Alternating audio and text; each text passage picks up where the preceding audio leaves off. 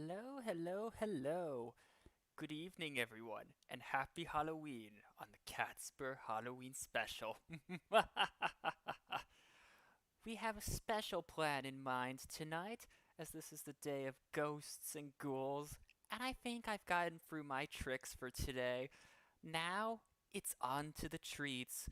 As for me, I've got some chocolate marshmallows handy, and hope you've got your own treats in store as we start things up, because sadly, I'm providing you metaphorical treats, not the literal candies you might expect of this blessed day in which we make a parody of that we otherwise find horrifying. So, with that, we will divide the special into two parts.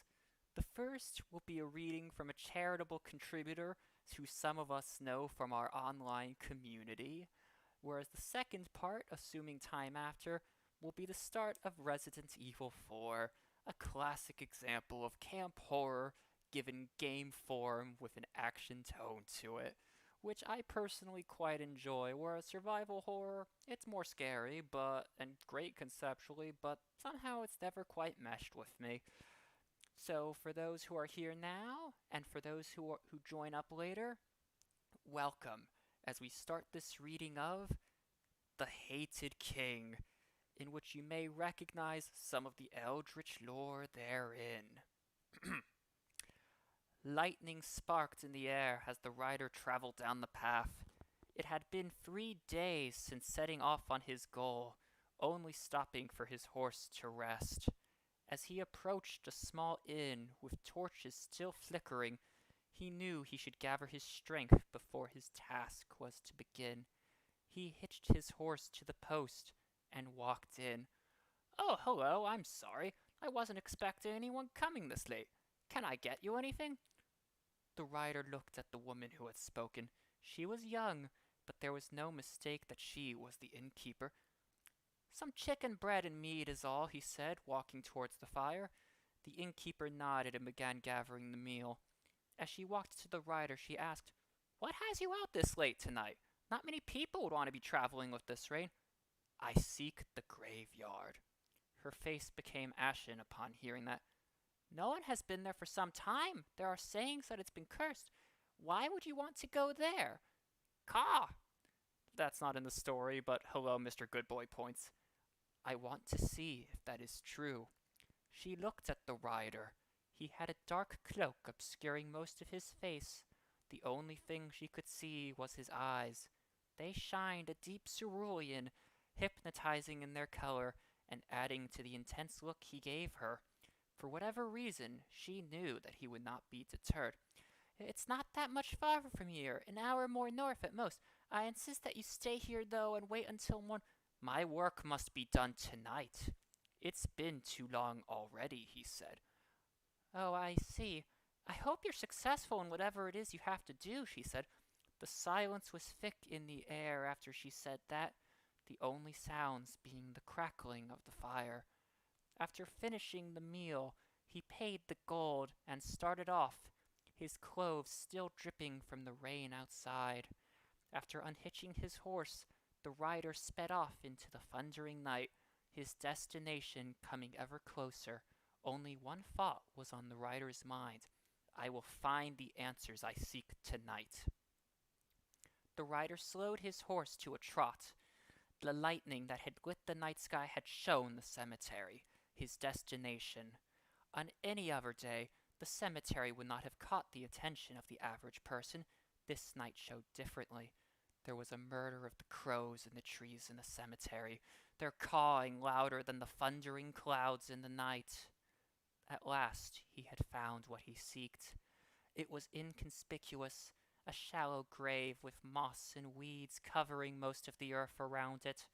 The gravestone was only a small rock showing the name of the person who laid there. "David, son of David, I have found you at last," the rider muttered.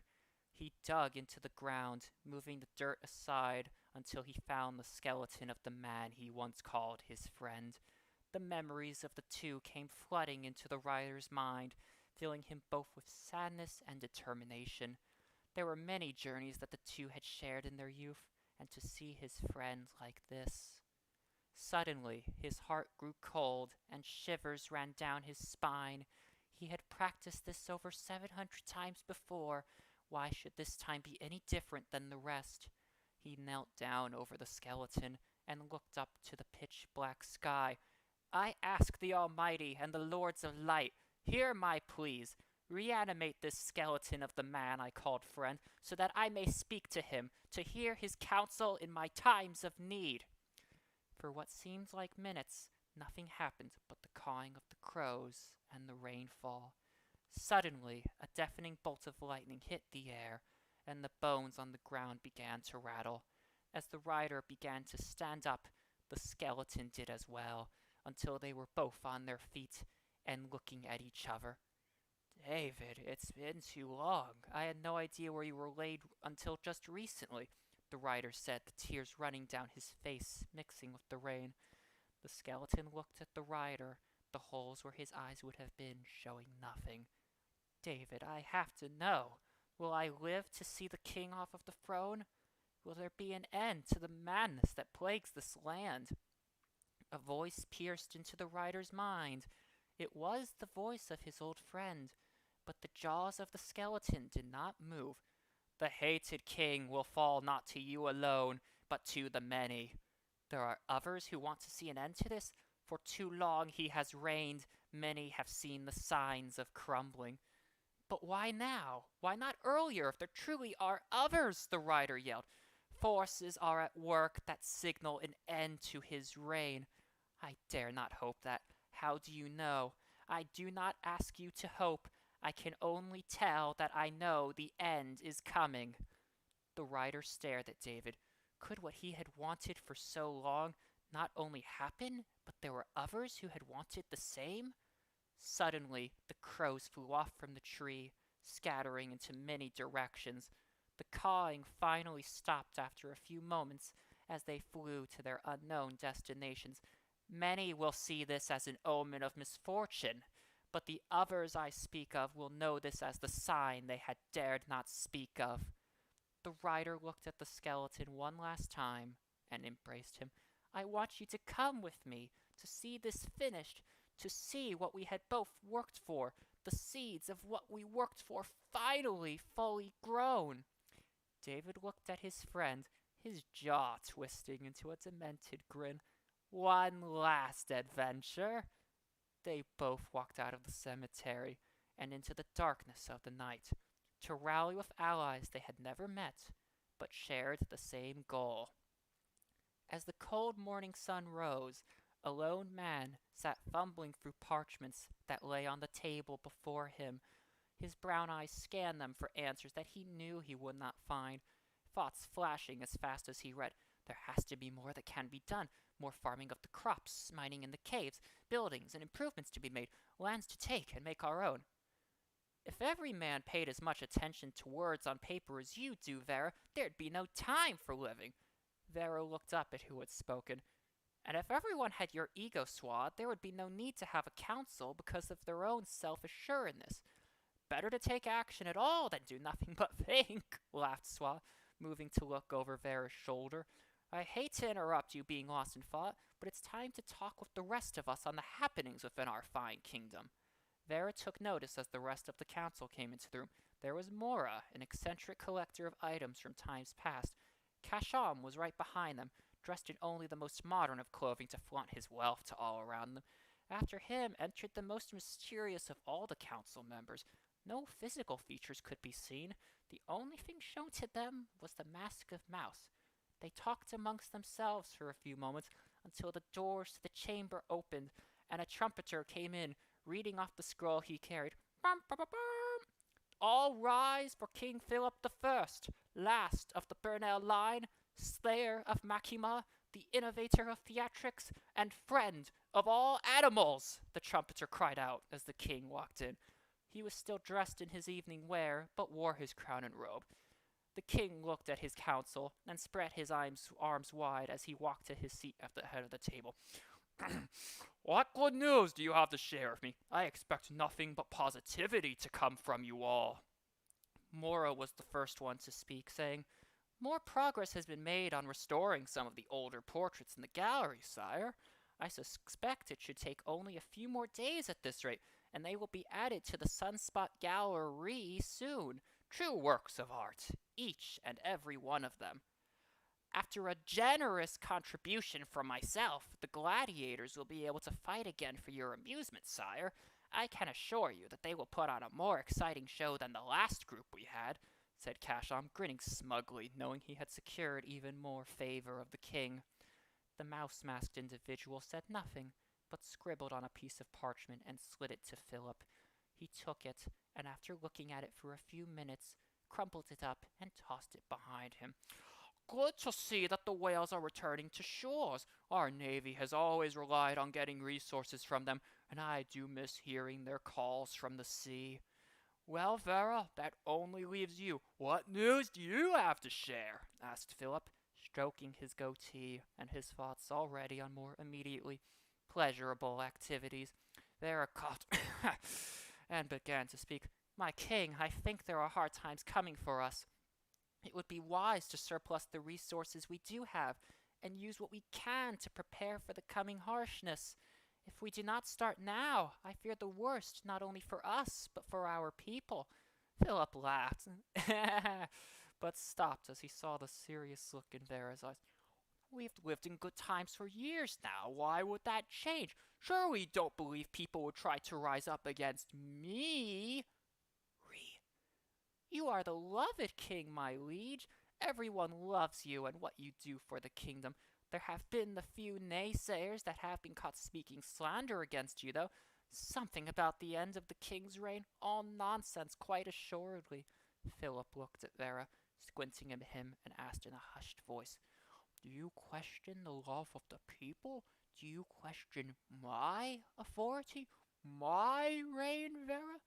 My king, I do not. However, the banks of the realm are beginning to demand their loans back. They've lent us almost 500,000 gold, and there's nothing to show for that. How are we to repay them?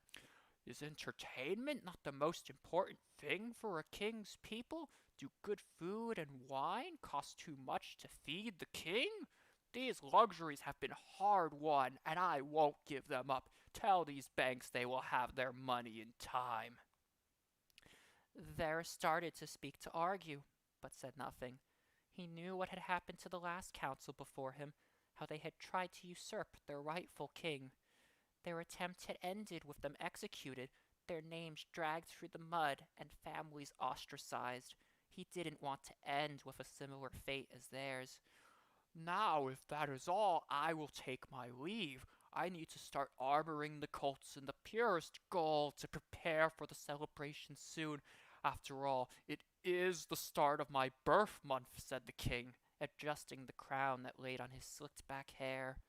As the other council members departed from the chamber, Vera sat lost in thought. Outside, a crow flew by the castle towards the home of a young noblewoman. The thick smell of paint lingered in the air of the small room. A young woman carefully brushed the canvas in small, precise strokes. Each stroke was a new breath of life into the picture, and could potentially be the last breath the scene took. She wanted to be lost in the world she had created, to learn more of how things were different than the world she lived in now. Vesper? She looked away from the canvas she had been painting on, the painting setting in. Her father looked at her smiling and gave a small bow to her. Still working on submitting something to the Sunspot Gallery? This is something personal, father. What I have for the gallery will be even more beautiful than this. Her father took a long look at the painting behind her. Beautiful is an interesting word to use. Maybe not the one I would use personally. And what word would that be? Provocative, introspective. Either one would be more appropriate. Vesper looked at the canvas again. It had seemingly transformed from what she had originally planned, as if the paintbrushes had taken a mind of their own. It showed two people with a dark, snowy landscape behind them, the pale white contrasting with the dark blues and blacks. A man and woman were playing games but facing away from each other in their own separate worlds. The woman had long, light red hair, a depressed demeanor on her face. A single ruby-red tear ran down her cheek and fell onto the chessboard she was playing on. The man had a furious temper, his face looking more like a fairy tale monster than a man. His board was being flipped over, the pieces thrown about in a fit of rage. Vesper looked again at her father, saying, I still find it beautiful in its own way. That kind of beauty doesn't make people feel good, though. It might make them think, but they'll stop that immediately when those thoughts go negative. Please, make something that the people want to see. This gallery is important for the both of us. Vesper became quiet after hearing that. She knew that not only her reputation was at stake, but also her father's. He had served on one of the king's courts, but had been removed during one of the king's most recent purges of those who had spoken negatively about him. There was more than one thing at risk with this exhibition. I will, father. I'll make something that the people will love for the times to come. I know you will, love. You'll use your God-given talents and smarts to make something that extraordinary, said her father, taking his leave. As the door closed, Vesper sat in silence. She had too many ideas, and not enough at the same time, bits and pieces bobbing and weaving in her head. She was still lost in thought when the crow landed on her windowsill and cawed, Caw! Vesper looked intently at the crow and moved closer. The crow didn't move, only looking at her with a look that seemed to know what she was thinking. She looked deeper into the crow's eyes, looking for the inspiration she needed. The crow cawed once, Caw! And flew out of the window, leaving Vesper alone. As the silence grew,